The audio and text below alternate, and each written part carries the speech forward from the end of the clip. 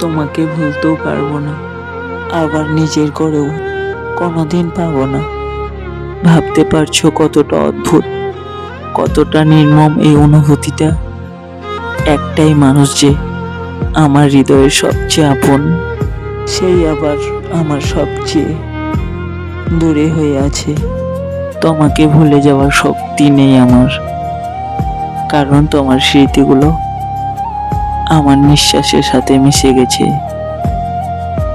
আর তোমাকে নিজের করে পাওয়ার অধিকারও নেই, কারণ ভাগ্য যে আগেই ঠিক করে রেখেছে